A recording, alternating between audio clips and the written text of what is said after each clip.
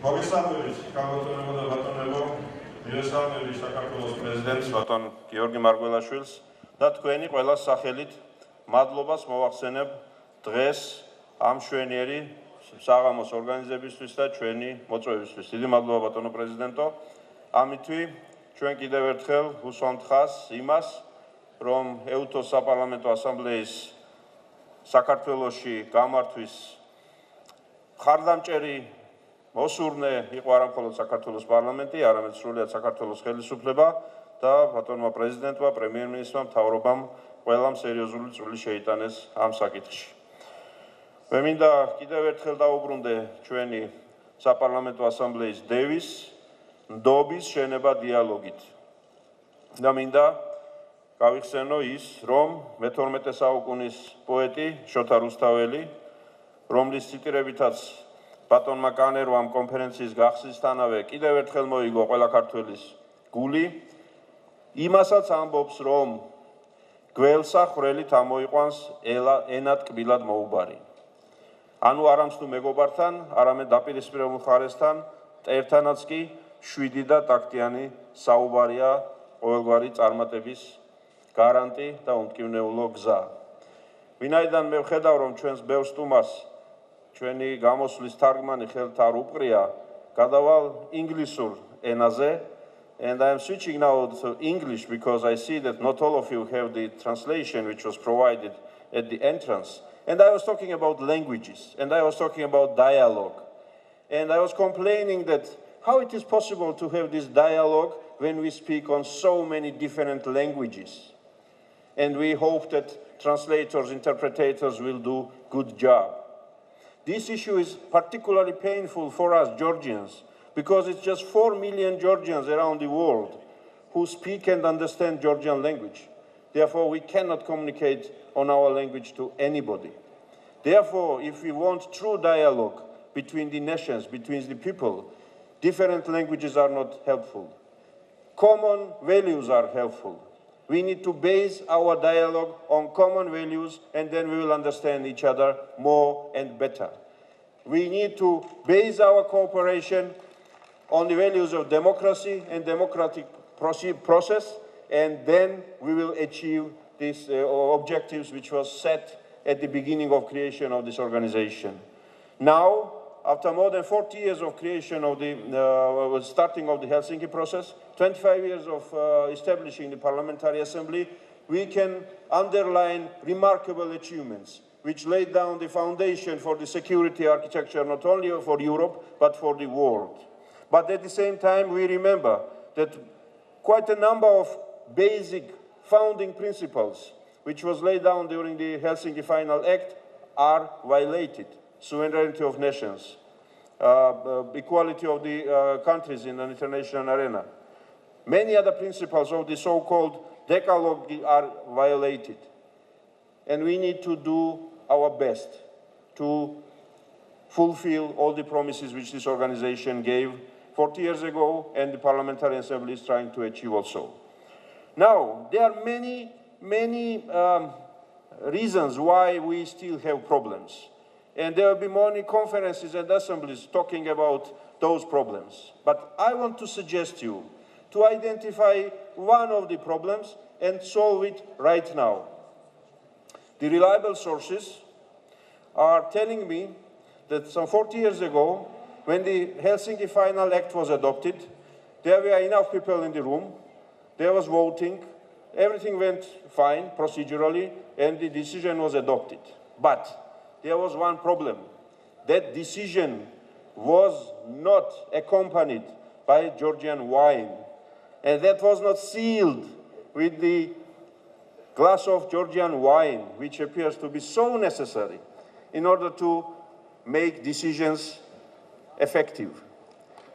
And I want to offer you to raise today this Georgian wine and wish all the principles of the OSCE and Parliamentary Assembly, including the resolutions which you adopted here in Tbilisi, effective implementation.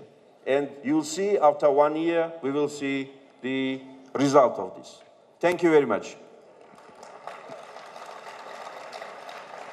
And I want to invite to the podium President of the Parliamentary Assembly, Mr. Canera, who will be delighted to give us the speech, particularly just taking into account that tomorrow morning we are going to elect new president. So probably this will be one of the last opportunity to hear to our dear president. Thank you so Please. much. Thank you, my friend.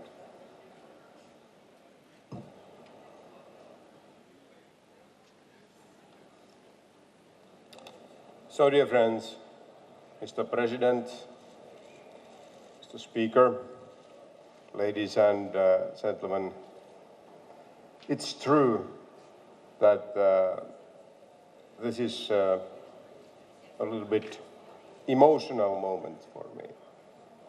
That is true, the speaker just mentioned. But on the other hand, I can say that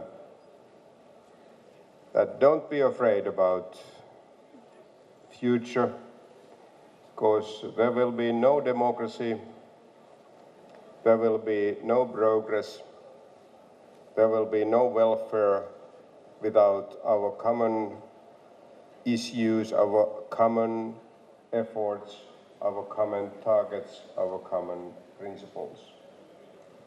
And it is very important that all of us have a very strong commitment to those values to implement in our region of the OSCE, so that every one of us can be proud about those values and the implementation of our own nations to put forward all of those 10 essential principles of our organization. During my time in this organization and as a president of the Parliamentary Assembly, it has been my great pleasure, really, great pleasure to visit very many of the member countries throughout our large, very large region from Vladivostok to Vancouver or from Vancouver to Vladivostok. Even though this has been sometimes under the circumstances of political crisis or unrest of the political circumstances, I have so often been touched by the humanity of the people I have met throughout our region, sometimes in the face of great and dramatic adversity. As my time as president comes to a close, this will be one of the most abiding and cherished memories and experiences throughout my life. I'm always struck by the power of the universal values of hospitality and friendship, which can endure even under the most difficult circumstances. However, our values must be nurtured if they are to endure, and that is why the event that has brought us all together over these past few days in Tbilisi is so important for us, for all of us. Despite the fact that we may disagree profoundly on many of the issues, we have been discussing the fact that we are able to come together to coordinately discuss them continues to give me great satisfaction and leaves me with a hope for the future. So, Mr. President, I would therefore like to propose a toast condemning our Georgian hosts again for your wonderful hospitality, but not only for that, but also and especially for your excellent success in nation-building efforts you have done, and this is something special. This is miracle. And wishing every success to the future endeavors of our organization as well, and to the enduring hope that we can continue to promote our own values expressed in the Helsinki Final Act. I want to raise my glass and hope every best future for your nation, and keeping in my mind that Georgia always in my mind. And I'll raise my glass by saying to your country, to your nation, that Modlova, and all the best to this nation. Thank you.